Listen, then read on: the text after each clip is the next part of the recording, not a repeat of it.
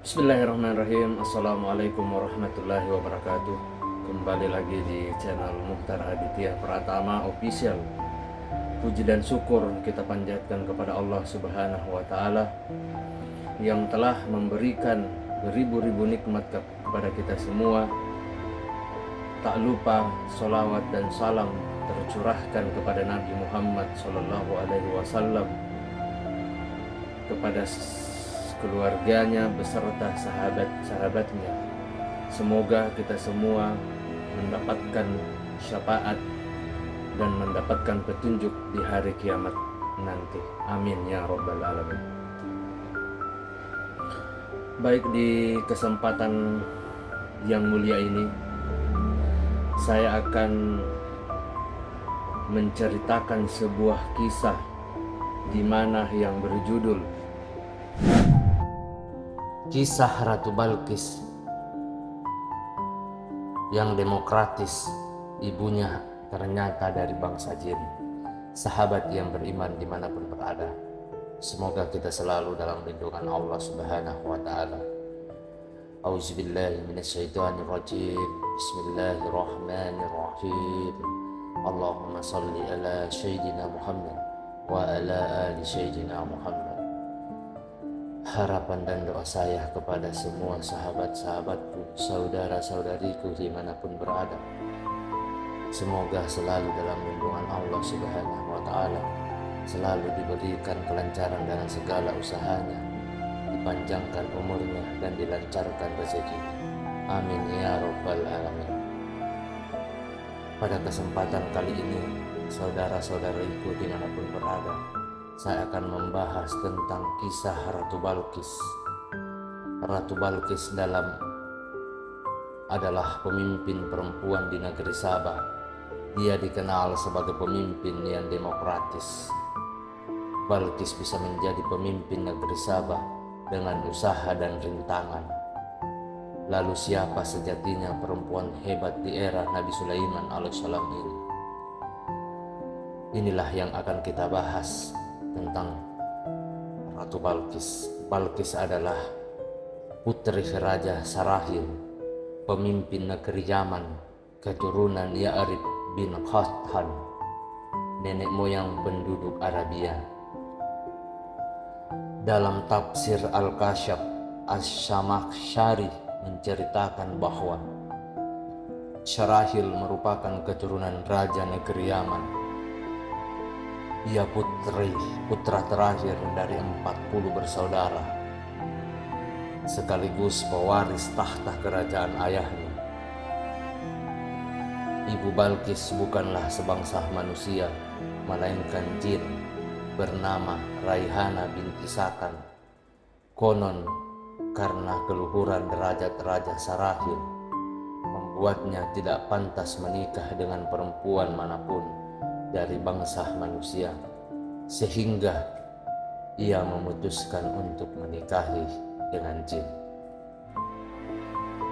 Sahabat yang beriman dimanapun berada, Balqis adalah anak tunggal, sehingga otomatis menggantikan ayahnya sebagai pemimpin di Yaman. Hanya saja tidak mudah bagi mereka seorang wanita yang menjadi pemimpin. Imam Husain bin Mas'ud al-Bakhawi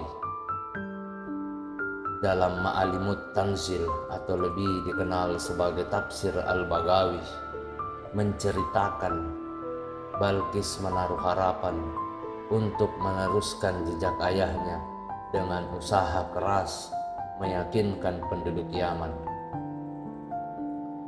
Merespon usaha Balqis, kaum Yaman tidak semua sependapat. Ada yang mau mengakui kepemimpinan Balqis, ada pula yang menolak.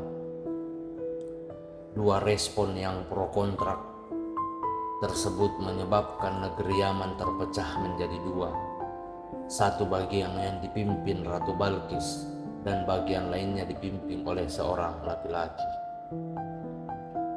Wilayah kepemimpinan Balqis di Yaman adalah disebut dengan negeri Sabah, di mana di bawah kepemimpinan perempuan Sabah justru menjadi negeri yang damai dan sejahtera. Sementara satu kerajaan Yaman yang lainnya bernasib buruk sebab rajanya zalim terhadap rakyatnya. Sahabat yang beriman dimanapun berada, Balqis adalah pemimpin yang demokratis. Al-Quran merekam sikap demokratis Ratu Balqis tersebut pada saat membahas surat dari Nabi Sulaiman alaihissalam yang ditunjukkan kepada Allah Subhanahu wa Ta'ala yang berfirman, "Dialah Balqis, wahai para pembesar, sesungguhnya telah disampaikan kepadamu sebuah surat yang mulia. Sesungguhnya surat itu dari Sulaiman alaihissalam yang isinya dengan nama Allah Subhanahu wa Ta'ala yang Maha Pengasih, Maha Penyayang. Janganlah engkau berlaku sombong terhadapku dan datanglah kepadaku sebagai orang-orang yang berserah diri." Dia Balqis berkata, "Wahai para pembesar, berilah aku pertimbangan dalam perkaraku ini. Aku tidak pernah memutuskan suatu perkara sebelum kamu hadir dalam majelisku." Lalu mereka menjawab, "Kita memiliki kekuatan dan keberanian yang luar biasa untuk berperang, tetapi keputusan berada di tanganmu, maka pertimbangkanlah apa yang engkau perintahkan." Quran An-Naml ayat 29-33. Sahabat yang beriman dimanapun berada, sikap Ratu Balqis dalam Al-Quran tersebut menerasikan bahwa pada saat menerima surat dari Raja Sulaiman alaihissalam yang berisi ajakan untuk mengikuti ajaran tauhid, sang ratu merasa perlu membahas ajakan tersebut dengan para petinggi kerajaan. Padahal Hasan Abbas menceritakan dalam Qasasul Quran bahwa kekhasan jiwa kepemimpinan Balqis ada pada sikapnya yang selalu mendiskusikan persoalan dengan rakyatnya, termasuk saat menentukan langkah untuk merespon surat Nabi Sulaiman alaihissalam. Ratu Balqis selalu meminta pertimbangan rakyatnya sebelum mengambil sebuah keputusan. Ini menunjukkan bahwa Ratu Balqis bukan orang yang egois. Ia mementingkan kesejahteraan semua orang. Maka tak heran kerajaan yang dipimpin bisa hidup damai dan syarat yang akan kebebasan untuk berpendapat. Sahabat yang beriman dimanapun berada, semoga kita selalu dalam lindungan Allah Subhanahu wa Ta'ala. Para menteri Ratu Balqis kemudian hanya menunjukkan bahwa kerajaan Sabah memiliki perangkat militer yang kuat, tetapi mereka menyerahkan keputusan kepada sang ratu, yaitu Ratu Balqis.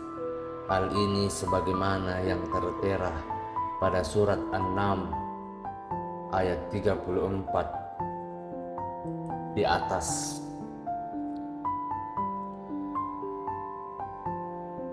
Sementara itu, siasat diplomatis Ratu Balqis dinarasikan dalam Quran An-Naml ayat 34-35 yang artinya dia berkata atau Balqis berkata, "Sesungguhnya raja-raja apabila menaklukkan suatu negeri, mereka tentu membinasakannya dan menjadikan penduduknya yang mulia jadi hina, dan demikian yang akan mereka perbuat.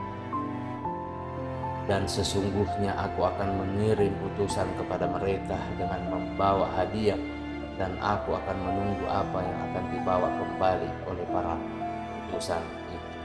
Quran An-Naml ayat 34-35.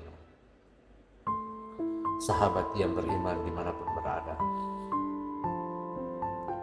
Ratu Balqis tidak lantas memanfaatkan kekuatan militernya untuk menyerang kerajaan Sulaiman alaihissalam dengan cara yang anarkistik. tergambar jelas dengan siasat politik diplomatis Balqis yang tergambar dalam surat An-Naml ayat 34 dan